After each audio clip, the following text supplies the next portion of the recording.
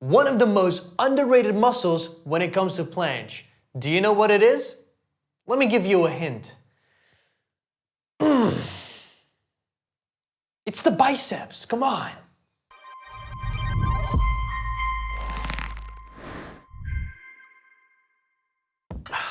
Alright, so let me explain why the biceps are so underrated when it comes to planche. You see, first we need to understand what the biceps do. And in order to understand a muscle, we need to know two things. We need to know in what direction are the fibers pointing at, and we need to know how many joints and what joints does this muscle cross over. You see, a muscle can only do one thing, and that is become shorter by contracting. So let's find out what the biceps do. All right, so we're set. Let me explain what the biceps do. All right, let's take a look. Let me just, give me 1 second. I'm so buff, you know, All right, let's take a look at the biceps. The biceps goes over 3 joints. The radial ulnar joint, which is located here, the elbow joint, which is located here, and the shoulder joint. Now let's start with the radial ulnar joint. Now this joint can do 2 movements, either pronation or supination. Now let's find out what the bicep does. If we look at the fiber direction, which is pointed like this, and we look at where it's inserted, which is the radius, and we imagine the arm just hanging loosely like this, and we imagine the biceps shortening, we see this happening. This, my friends, is supination, and you can actually see it clearly when I do this. See how when I supinate, the biceps get smaller? Now let's move on to the elbows. The elbows can do 2 movements too. You can either extend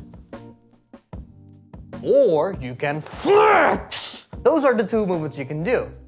Guess what the bicep does? Again, fiber direction, insertion, make it smaller. And guess what? The bicep flexes. Now for the last joint, the shoulder joint, also known as the glenohumeral joint. Let me just take this off because, you know, gotta see the shoulder.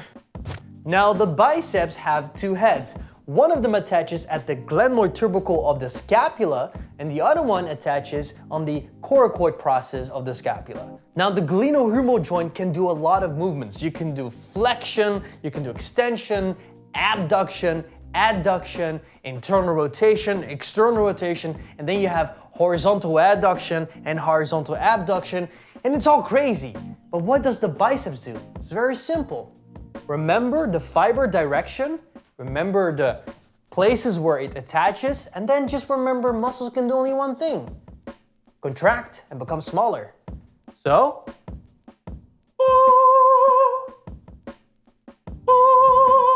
the biceps do shoulder flexion.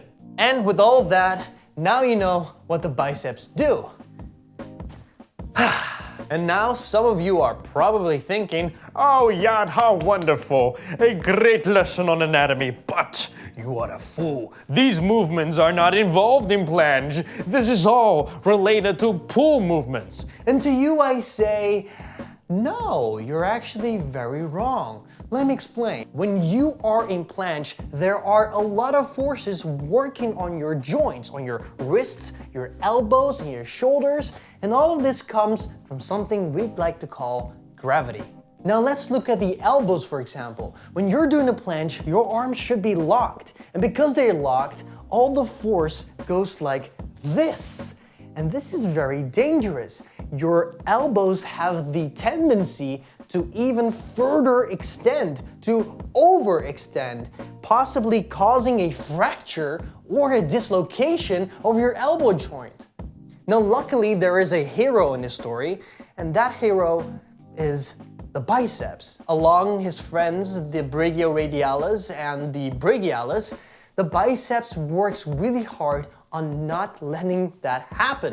How does it do that? Very simple, by actively flexing your elbows, preventing them from overextending. This is something we call isometric contraction, where the muscle is contracting, but it's staying the same length. So it's trying as hard as possible to maintain that length so that you don't break your elbows or dislocate them when you're doing a planche. So next time when you're planching, give your biceps a nice little kiss. Then of course, there's the whole shoulder aspect in the planche.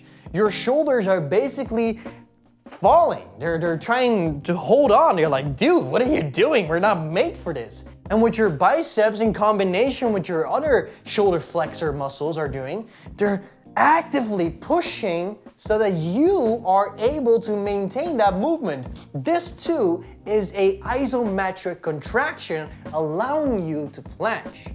Now, this is one of the reasons why people who have great planches have enormous biceps. Have you looked at any of these gymnasts practically drowning in their own muscles?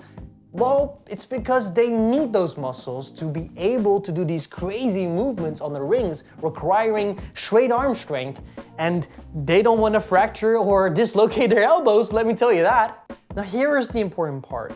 A lot of people practicing planches or Malteses end up getting injured around their elbow area. They end up inflaming their elbow area, or even worse, they rupture their biceps tendon. This really does happen. And this is one of the reasons why you see gymnasts doing isolation work for their biceps. They're doing all this isolation work to make sure that the elbows stay healthy and are capable of supporting their planches. And if you do not properly prep, you will get injured. And bicep curls? That's not enough. You need more specific work. You see, when your muscles are contracting on a lengthened state, that's a very vulnerable position to be in for that muscle. And in order to make sure that your biceps are capable of doing that, you need to be doing straight arm work too. This can be done multiple ways. You can be doing planche Maltese dumbbell presses where you lay down on your back and do this, and or planche leans where you do a 7 to 12 seconds where you teach your body to planche, but at the same time also prep your shoulders for proper planche work. Now it gets even more complicated because if you do all this stuff too much, you don't give your arms, your biceps, your tendons enough time to recover from the work you're doing. So ultimately, you're just making it worse.